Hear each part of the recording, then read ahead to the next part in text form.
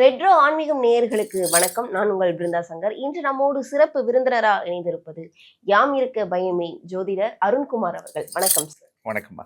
மே 26 வாக்கிய பஞ்சாங்கத்தின்படி வரக்கூடிய குரு பயிற்சி அனைத்து மக்களுக்கும் எந்த மாதிரியான நற்பலன்கள் மற்றும் அதிர்ஷ்டங்களை கொட்டி கொடுக்க போகுது? நவகிரகங்கள்ல முக்கியமான பயிற்சியாக பார்க்கப்படக்கூடியது குரு பகவானுடைய பயிற்சின்னு சொல்லுவாங்க. கிரகங்கள்ல ஒரு ஜாதகத்துக்கு குருவினுடைய பலன் இருந்துச்சுன்னா திருவினுடைய அருள் கிடைச்ச மாதிரி நம்ம கேள்விப்பட்டிருப்போம்.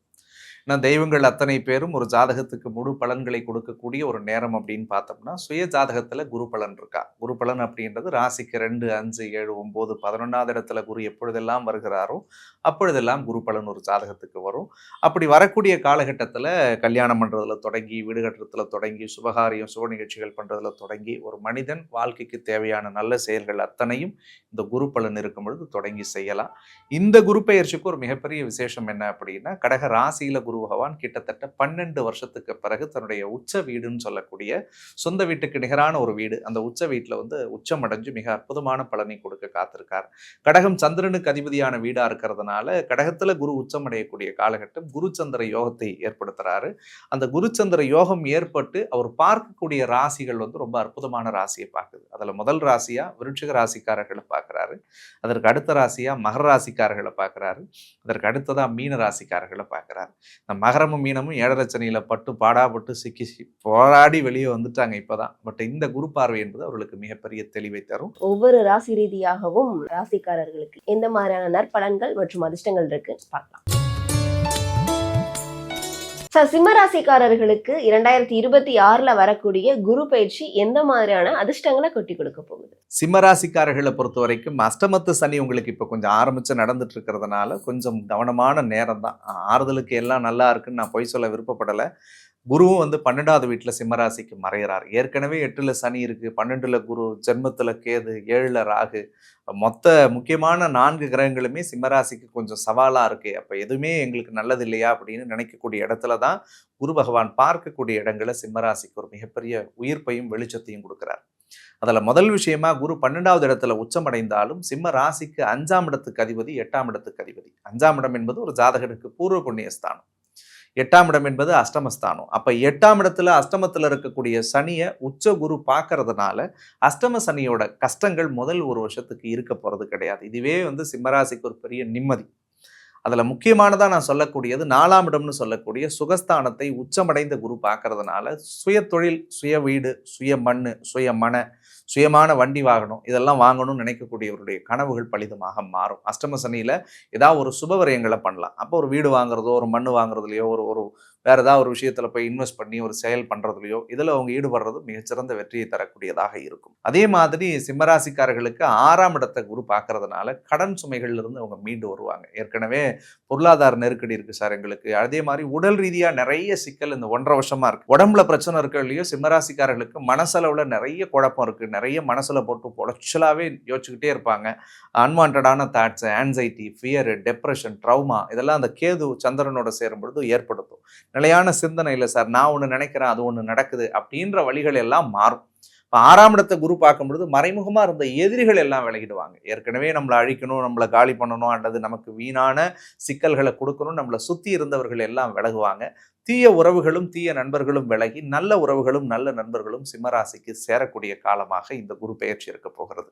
அதே மாதிரி 8ஆம் இடத்தை குரு பார்க்கறதுனால கொடுக்கல் வாங்கல்ல இருந்து சிக்கல்கள் தீரும். ஏற்கனவே நான் கடன் வாங்கி கொடுக்க முடியலன்னா அந்த கடனை கொடுப்பீங்க சார். 10 ரூபா நம்பி கொடுத்தா அந்த கடன் எனக்கு வரவே இல்லைன்னா கடவுள் புண்ணியத்தில் அந்த கடன் உங்களுக்கு திருப்ப வரக்கூடியதா இருக்கும். புதிய ஒப்பந்தங்கள்லாம் கையெழுத்தாகும். அல்லது ஏற்கனவே ஒரு டாக்குமெண்ட் இஷ்யூவால சில விஷயங்கள்லாம் எங்களுக்கு தள்ளி போயிட்டே இருக்குன்னா அந்த விஷயங்கள்லாம் கூடி வரக்கூடியதா இருக்கும். கோர்ட்டு கேஸ் ஏதாவது நிலுவையில் வழக்குகள் இருந்துச்சுன்னா இவங்களுக்கு சாதகமாக இருக்கும். பிஎஃப் பணம் ஏதாவது வரணும், அல்லது வேற ஏதாவது ஒரு இடத்துல இன்வெஸ்ட் பண்ணி பணம் லாக் ஆகிடுச்சுன்னா கடவுள் புண்ணியத்தில் அந்த பணம் திரும்ப கிடைக்கிறதுக்குரிய வாய்ப்பு எல்லாம் கிடைக்கும். 3வது நபர்களால், நண்பர்களால் கூட்டு தொழில் சார்ந்த விஷயங்களில் உங்களுக்கு ஒரு ஆதாயங்கள் கடவுள் புண்ணியத்தில் கிடைக்கும். இது எல்லாம் அந்த 8 குரு பார்க்கறதுனால ஒரு பாசிட்டிவான விஷயங்கள் சிம்மராசிக்கு இருக்குது. 12ல் குரு மறையிறதுனால உண்மையை சொல்லணும்னா விரயங்கள் தவிர்க்க முடியாதா வரும். தேவையில்லாத செலவு நிறைய வரும். அன்வான்டான எக்ஸ்பென்சஸ்க்குள்ளே மாட்டுவாங்க. இப்போ விரலுக்கேற்ற வீக்கமாக இருக்கணும். இந்த டைமில் ஆசைகள் அதிகமாகும். 100 ரூபா எடுத்துன்னு போகிற இடத்துல 500 ரூபாய்க்கு பொருள் வாங்கணும்னு தோணும். கிரெடிட் கார்டெலாம் கையில் வச்சுருந்தீங்கன்னா கொஞ்சம் அந்த கிரெடிட் கார்டெல்லாம் பார்த்து ஹேண்டில் பண்ணுங்கள்.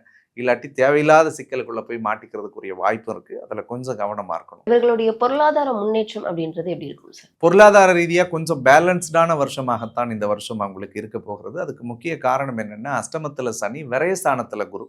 என்னதான் வருமானம் இருந்தாலும் அந்த வரவை வந்து சேர்த்து வைக்கிறதுக்குரிய சூழலை அவர்களுக்குள்ள ஏற்படுத்தாது. சார் 5ம் பத்தல, 50ம் பத்தல, 5 லட்சமும் பத்தல சார், நாங்க எவ்வளோ எடுத்துட்டு வந்தாலும் செலவு தான் பண்ணிட்டு இருக்கிறோமே தவிர புண்ணியத்துக்காக சம்பாதிச்சு எங்களுக்கு ஒண்ணுமே செய்ய முடியல அப்படின்ற ஒரு மனத்தாபமும் மனத்தாங்கல்களும் அவர்களுக்குள்ள இருந்துகிட்டு தான் இருக்கும். கொஞ்சம் நிதானமா இந்த ஒரு 6 மாசம், முதல் 6 மாசம் மட்டும் கொஞ்சம் பண விவகாரங்கள்ல, பண விஷயங்கள்ல கொஞ்சம் பார்த்து செலவு பண்ணுங்க. கண்டிப்பா பாசிட்டிவான விஷயங்கள் நிறைய வரும். இவர்கள் வேற எந்த விஷயங்கள்லாம் இன்னும் ரொம்ப கவனமா இருக்கணும்? அஷ்டமத்துல சனி இருக்கிறதுனால திருமண விஷயங்கள்ல கொஞ்சம் ஜாகிரதையா இருக்கணும். கணவன் மனைவி உறவுகளுக்குள்ள கொஞ்சம் விட்டு கொடுத்து போகணும். இந்த காலகட்டங்களில் கணவன் மனைவிக்குள்ளே சந்தேக உணர்வு ஏற்படும். கணவன் மனைவியை சந்தேகப்படுறது, மனைவி கணவனை சந்தேகப்படுறது. ராசியில கேது 7 ராகு இருந்துச்சுன்னா தவறான உறவு, தவறான சேர்க்கை, தவறான பழக்க வழக்கங்கள் இந்த காலகட்டத்தில் அறிமுகமாவாங்க.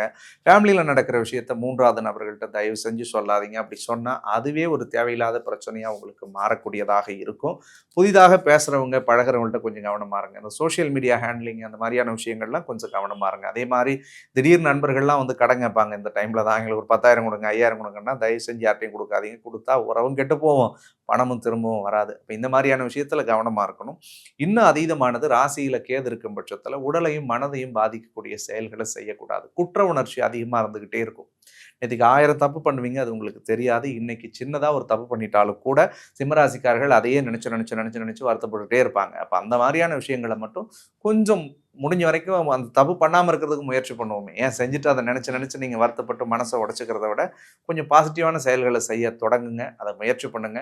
பாசிட்டிவா செய்ய முடியாட்டி அட்லீஸ்ட் நெகட்டிவான விஷயத்துக்குள்ள போய் மாட்டிக்காம இருக்கணும்ன்றது மட்டும் என்னுடைய ஒரு அன்பு வேண்டுகோள். இவர்கள் எந்த தெய்வத்தை வழிபட்டால் இன்னும் சிறப்பா இருக்கும்? இவங்க பிரதோஷ காலகட்டம் அல்லது பௌர்ணமி வரக்கூடிய நாட்களில் பக்கத்தில் சிவபெருமானுடைய திருக்கோவில் இருந்துன்னு சொன்னால் அந்த சிவன் கோயில் போயிட்டு அன்னைக்கு பௌர்ணமி அன்னைக்கோ பிரதோஷத்து அன்னைக்கோ அந்த எம்பெருமானுக்கு செய்யக்கூடிய அபிஷேகத்தில் உங்களால் முடிஞ்சது ஒரு பாலோ, ஒரு தயிரோ, ஒரு திருநீரோ அல்லது ஒரு புடி ஒரு அருகம்பில் கூட வாங்கி கொடுத்துட்டு அங்கே ஒரு சக்கரை பொங்கலோ அல்லது ஒரு சுண்டலோ வச்சு சாமிக்கு படைச்சு உங்கள் கையால் ஒரு 4 பேர்த்து கொடுத்துட்டு வாங்க. அஷ்டம சனியோட தாக்கங்கள் விலகும், அந்த கர்ம பலன்கள் எல்லாம் போகும். அதே மாதிரி ஜென்மத்தில் சந்திரனோடு கேது சேர்ந்து அந்த சந்திரனுடைய ஒளியை கேது குறைக்கிறதுனால அந்த பௌர்ணமி வழிபாடும் அந்த எம்பெருமான் ஈசனுடைய வழிபாடும் உங்கள் வாழ்க்கைக்கு ஒரு பெரிய ஒளியையும் வெளிச்சத்தையும் தரக்கூடியதாக இருக்கும். ஸோ அந்த வழிபாடை மறக்காமல் பண்ணுங்க. கண்டிப்பாக ஒரு ப்ளசண்ட்டாக நீங்கள் ஃபீல் பண்ணுவீங்க. லைஃப்லேயும் உங்களுக்கு ஒரு பெரிய வெற்றி 100% கிடைக்கும். சார், குரு பயிற்சியில குரு பலன் இருக்கக்கூடிய ராசிகள் அப்படின்னா எந்தெந்த ராசிகள்? ஸோ இதில் ரொம்ப முக்கியமான இடத்துல இருக்கக்கூடியது மிதுன ராசிக்காரர்களுக்கு ராசிக்கு 2வது இடத்துல குரு வர்றதுனால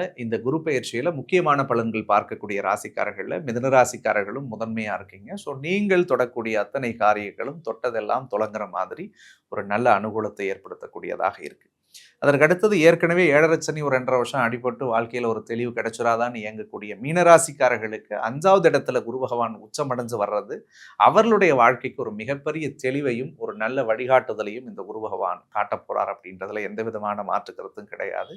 அதற்கு அடுத்தது ரொம்ப முக்கியமாக அந்த 8 வருஷ வாழ்க்கையில் 7.5 சனி ஆரம்பித்து போடா படுத்தி எடுத்ததுன்னு புலம்பணும் மகராசிக்காரர்களுக்கு 6ஆம் இடத்துல மறைஞ்சிருந்த குரு 7க்கு வரார். அப்போ 7.5 சனியில் பட்ட அத்தனை வழிகளுக்கும் மகராசிக்காரர்களுக்கு கடவுள் ஒரு மிகப்பெரிய வெளிச்சத்தையும் விடியலையும் தரக்கூடிய அடிப்படையில் இந்த குருவினுடைய பரிபூர்ண பயிற்சி வருதுன்னு சொல்லலாம். விருச்சிக ராசிக்காரர்களுக்கு எப்போதுமே ஒரு விடியல் இல்லையா அப்படின்னு ஏங்கிட்டு இருந்த அவங்களுக்கு 9வது இடத்துல குரு பகவான் வர்றது ஒரு மிகச்சிறந்த பலன் தரக்கூடிய அடிப்படையில் இருக்குன்னு சொல்லணும். ஏன்னா ஓடிப்போன ராஜாவுக்கு 9ல் குரு வந்தா போகிற இடமெல்லாம் சொந்த இடம், பட்ட கஷ்டங்கள் எல்லாம் மாறி வாழ்க்கையில் ஒரு நல்ல உயர்ந்த இடத்துக்கு போகக்கூடிய ஒரு அனுகூல பிராப்தத்தை கொடுக்கும். அந்த லாஸ்ட் பட் நாட் லீஸ்ட்ன்ற மாதிரி கன்னிராசிக்கு 10ல் குரு இருந்து வேலை பண விஷயங்கள்ல இருந்த தடைகள்ல இருந்து அவங்கள மீட்டு கொண்டு வந்து ஒரு புதிய பட்டம், புதிய பதவி, பொறுப்பு, புகழ், கை நிறைய பணம் வச்சு செலவு பண்ணுற மாதிரி ஒரு நல்ல உத்தியோகம், இது எல்லாத்தையும் கொடுக்கக்கூடிய அடிப்படையில் 11ஆம் இடத்துல குரு பகவான் உச்சமடைஞ்சு வரார்.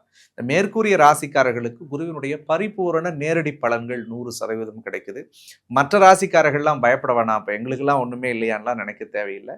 12 ராசிக்காரர்களுக்கும் குரு பகவான் வந்து அமரக்கூடிய இடத்தை பொறுத்தும் அந்த குரு உங்களுடைய சுய ராசிக்கு எந்தெந்த இடத்தெல்லாம் பார்க்குறாருன்றதை பொறுத்தும் மிகச்சிறந்த நல்ல பலன்கள் இருக்கு.